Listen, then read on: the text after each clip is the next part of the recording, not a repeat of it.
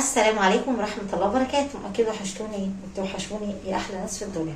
فيلا بقى اللي بحب الأسطورة هناء هينزل دلوقتي حالا يحط لايك وسبسكرايب كومنت حلو كده، وينزل يصلي على سيدنا محمد عليه أفضل الصلاة والسلام. بيقولك من صلى على النبي فينزل يصلي عليك ويتشفع لك. يصلى على سيدنا النبي فينزل يصلي عليك. بسرعة بقى انزل انت يا مسلم يا موحد بالله صلي على سيدنا النبي عليه افضل الصلاة والسلام. بجد بحبكم، وحشتوني كتير كتير يا احلى جمهور بيدعم الست المصرية البسيطة. ايه يومك يا هناء؟ يومي كده احنا بندردش واحنا شغالين. جاي احكي لكم حكاية واحدة ست مشهورة جدا جدا جدا، لدرجة ان اسمها فوق في العالي. عشان حد يوصل لها لازم يطلع فوق فوق فوق فوق خالص. نجمة مشهورة، اوكي؟ يعني زي ممثلة كده. قبل اي حاجة بقى نكتب كومنت حلو للأسطورة هناء ونصلي على سيدنا النبي احسن من اي حاجة. اللي ما عندوش كلمة حلوة ينزل يصلي على محمد.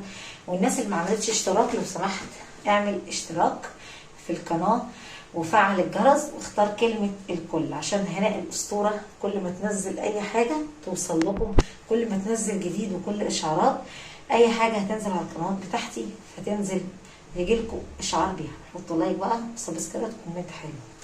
وبعدين يا هناء وبعدين هناء آخرتها بتغسل على البوتاجاز. حلوة، تصدقوا بالموضة يا جماعة النهارده هناء بتغسل على البوتاجاز. والله حاجه حلوه، تصدق ينفع المصلحه دي تطلع ترند الساحه ان الواحد يغسل كمان على البوتاجاز من قله المكان. المهم خلينا بقى في المشروع بتاعنا. الحكايه بتاعتنا حكايه جديده وحكايه جميله. طيب وبعدين يا ست الاسطوره اقول لكم دلوقتي بصوا بقى يا حبايبي، قبل اي حاجه نصلي على النبي محمد عليه الصلاه والسلام. وبعدين الست بقى دي المشهوره عندها فيلا عايزه تبيعها، اوكي؟ كل واحد بيفكر يوصل لها. عشان يوصل لها يا حلوين نعمل ايه بقى مع الست دي؟ حلوين، عشان نوصل للست دي لازم يمثل عليها، ماشي؟ كل راجل عايز يوصل للست دي لازم يمثل ويكذب عليها. ليه؟ لانها ست كتير مؤدبه ومحترمه وممنوع حد ايه يوصل لها. اصلا هي عمله نادره، ما بتحبش اي حاجه. ست جميلة، ست راقية، ست مليارديرة، ممنوع حد يوصل للست دي نهائي. المهم دور يا ايام ولف يا ايام، ربنا رزقها بواحد عمره زي حاجة و40 سنة اسمه محمد. كتب لها عندها فيلا عايزة تبيعها في الشيخ زايد. وبعد الفيلا يا هناء هقول لكم بعد الفيلا، بعد ما وصل الفيلا اتواصل معاها على اساس ان هو كتب لها على الصفحه انا عايزه اشتري الفيلا دي لو سمحت، انا عايزه اتفرج عليها، سيبي لي رقم واتساب. فهي يعني عادي حطت الرقم بتاعها اديته له وبعت لها على صفحه الفيسبوك وامنت له كل حاجه. المهم قالت له ايه؟ قال لها بكام الفيلا؟ قالت له ب2 مليون ولا 3 مليون. المهم يعني مش المهم السعر، المهم المشكله فين. قام قال لها طيب انا معايا واحد مقاول لازم يشوفها، زي نظام بيتمن يعني الاسعار والحاجات دي، لازم يشوفها الاول وبعدين ايه نيجي مع بعض نتفرج عليها. حطوا لايك وسبسكرايب وارجعوا لكم تاني. شطفنا الكوبايات شفناها. خلينا بقى في الموضوع الكارثه المصيبه اللي انتوا بلاش تقعوا فيها، عشان تبقوا عارفين تقعوا في العبط اللي انا بحكي فيه ده. اي حد يتواصل معاك وكله كذب. المهم خلينا نكمل موضوعنا. المهم يا هناء اللي حصل ايه نقول دلوقتي. بصوا يا حلوين هنعمل ايه المهم يا جماعه قلبي. الست ان هي سالكه يعني اتصل بيها. الو، قالت له الو مساء الخير، مساء النور، حضرتك يا فندم انا الشخص اللي اتواصلت معاكي على صفحه الفيسبوك، انا عايزه اشتري الفيلا وهجيب المقاول. طب انت يا شاطر هتجيب المقاول ويتفرج استنت يوم، عدى 2 المقاول ما جاش، عدى 3 اتصل بيها قال لها بليز معلش يا مدام بعتذر منك كتير. قالت له خير؟ قال لها صراحه المقاول تعبان مع تالت يوم. قال لها بعتذر مدام، قالت له بخير. قال لها اصل المقاول تعبان شويه وعنده قاعد في البيت. طيب اصل انا هجيب عمي. قالت له طيب تشرفنا وتنورنا يا استاذ محمد. عدى رابع يوم قال له، قالت له اه. قال لها على فكره انا عارفك. قالت له تعرفني منين؟ قال لها انت الفلانه المشهوره النجمه الممثله. قالت له طيب كويس اللي انت عارف ان انا فلانه الفلانيه. طيب حضرتك انت دلوقتي قايل لي اللي انت عايز تشتري ايه؟ الفيلا. ايه الجديد؟ انا نجمه مشهوره مش مشهوره دي مش قضيتها.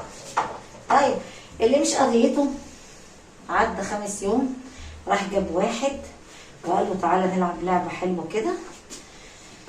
بصوا يا جماعه لو سمحت بليز حطوا لايك دلوقتي وسبسكرايب ونرجع لكم. يلا يا جماعه.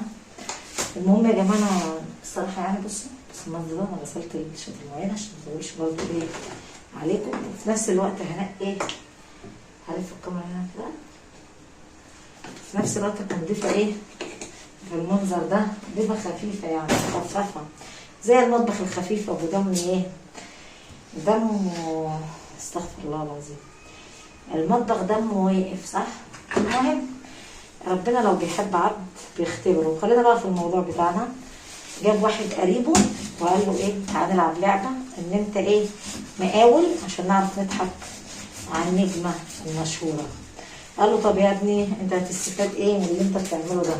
قال له مش هستفاد حاجه انا نفسي اشوفها حلم حياتي اشوف الفنانه. قال له طب ماشي اتصل بيها بس انا ماليش دعوه بقى ان غلطت فيك او وقفتك عند حدك او اي حاجه. ولا اقول لك والله ما انا رايح. هو كان متصل بيها ومتفق معاه اللي هو يقابلها وكل حاجه. قابلها جات له صدمه كده وهو معاها. السلام عليكم. وعليكم السلام. ايه يا فنانه؟ قالت له الحمد لله. بلاش بقى تقول فنانه في الشارع. انا لابسه نضاره ومغطيه وشي عشان محدش يعرف الناس تتصور وتمشي وراها. خدته الشيخ زايد توري له الفيلا بتاعتها. المهم بعد ما فرجته الفيلا حصل حاجه غريبه. قال لها معلش ينفع تجبري بخاطري؟ قالت له جبر الخواطر على الله وامرني. قال لها تعالي انا عايزه اعزمك. طب انا عايزه اقول لكم على حاجه. ايه هي هناك لف ايه الاول حطوا لايك. الصراحه والله العظيم انا تعبت النهارده. عملت ربنا رزقني بفارين طلعوا في اوضه النوم. المهم يعني كنت بعمل فيلم في اوضه النوم. المهم خلينا بقى نلف الكاميرا هنا. المهم قال لها يا فنانه جبر الخواطر على الله. طلب منك طلب هتجبري بخاطري؟ قالت له عينيا ليه. قال لها حلم حياتي هتصور معاكي. قالت له ماشي. الحلم التاني اعزمك على فنجان قهوه واقعد معاك على كافيه واتباهى بيكي. سبحان الله العظيم. قالت له حاضر عينيا ليك. المهم فضل قاعد معاها شربوا قهوه وخلصوا. صباح مشيت ومشي. صباح تاني يوم رن عليها على الواتساب. قال لها عايزه اقول لك على سر. قالت له قول. لا انا معجب بيكي جدا. قالت له شكرا. قالت له عادي يعني ايه جديد ما كل الناس معجبه بيا. ماشي شكرا ميرسي بوكو يا استاذ محمد. المهم قال لها كان يوم جمعه. قال لها انا جايب معايا بقى ايه المقاول بقى عشان نظبط ونشتري واسكان كده في شويه حاجات التعديلات والحوارات دي بتاع المقاولين بقى والحاجات دي. المهم مشي وراها. استخبى بعيد. كان يوم جمعه.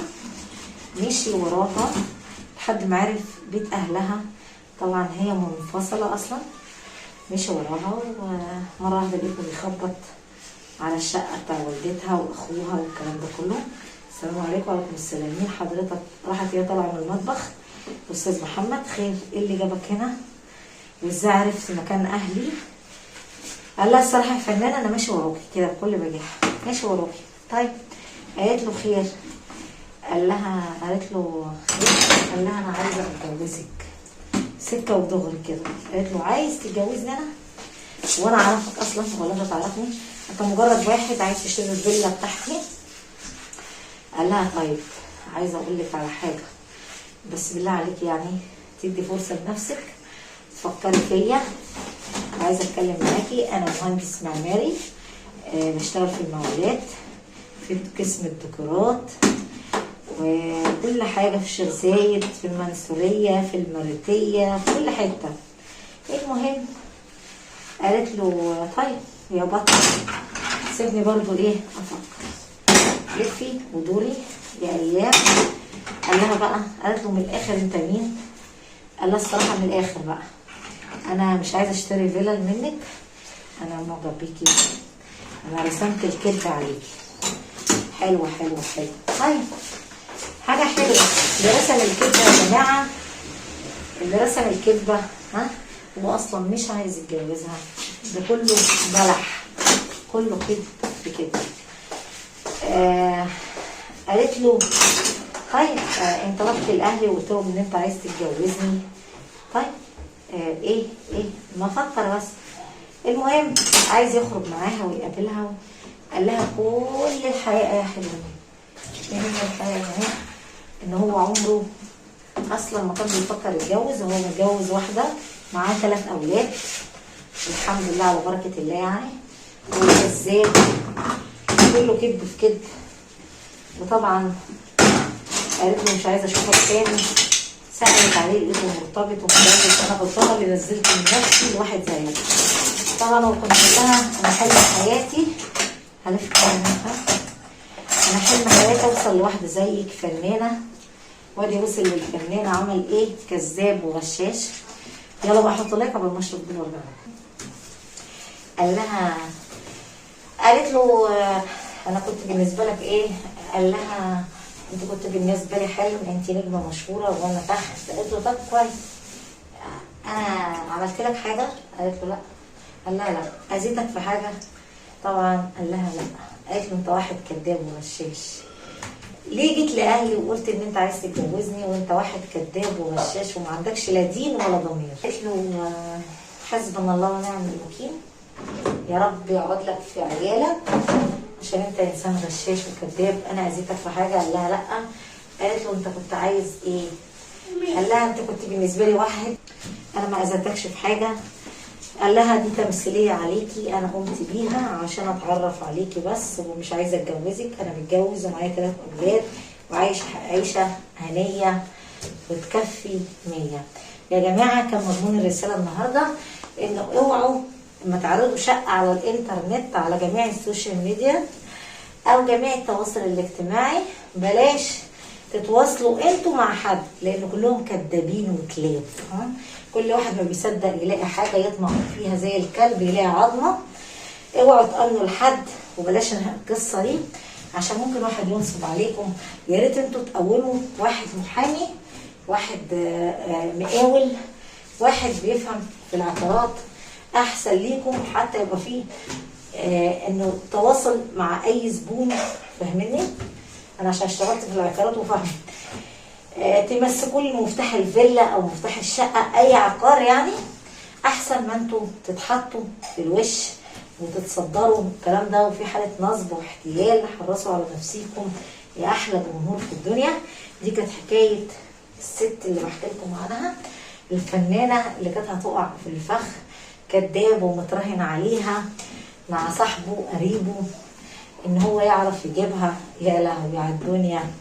وانه يكلمها وقال لها افتحي لي كاميرا وصورك حوار كده جامد. فربنا وقعه في شر اعماله. وحطوا لايك وسبسكرايب احلى جمهور. طبعا يا جماعه لو سمحت بلاش تقعوا في موضوع النصب والاحتيال. حد هيبيع عقار يبيع فيلا، يا ريت يمسكها سمسار او مقاول، يعني حد كده مع طريقه التواصل الاجتماعي. وبلاش تصدروا نفسكم، وبلاش تحطوا رقمكم يا حلوين يا حلوين وبعدين تتورطوا مع واحد نصاب، واحد حرامي، واحد كلهم عايزين عظمه بس كده خلاص، ورهان وحاله نصب. لو سمحت حافظوا على نفسكم، حافظوا على نفسكم. ده كان الفيديو النهارده، معلش انا اسفه بقى انا طولت عليكم حكايتي. طبعا احنا اتفقنا ان احنا لازم نطلع نحكي حكايات وده كان مضمون الرساله. عايز تبيع حاجه يا فندم بلاش تصدر رقمك وتصدر نفسك ليه. السمسار ايه يعني بياخد نص شهر او شهر، احسن ما تصدر نفسك او تخش في حاله النصب والاحتيال. بحبكم كتير. ده كان مضمون الرساله النهارده. حافظوا على نفسكم يا جماعه، ما تأمنوش لحد، وممكن كان نصب عليها كمان. ففعلا مبسوطه وسعيده ان انا النهارده مع الناس الحلوه المحترمه واولاد البلد. يلا يا جماعه كل يوم الساعه 9. طبعا بعتذر يا جماعه على الصوت بتاع جودي. فده كان الفيديو بتاعنا النهارده.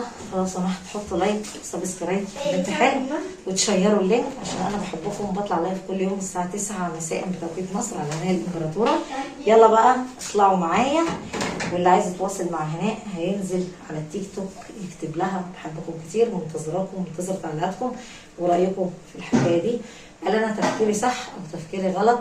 قال الحكايه دي مين الشاب الغلطان، الراجل غلطان ولا الست؟ بس الراجل هو اللي غلطان لانه ما عندوش لا دين ولا ضمير، ما بيتقيش الله. لان لو اتقى الله ما كانش يفكر يضحك على بنات الناس. بحبكم كتير ومنتظره منكم تعليق. بحبكم والسلام عليكم ورحمه الله وبركاته.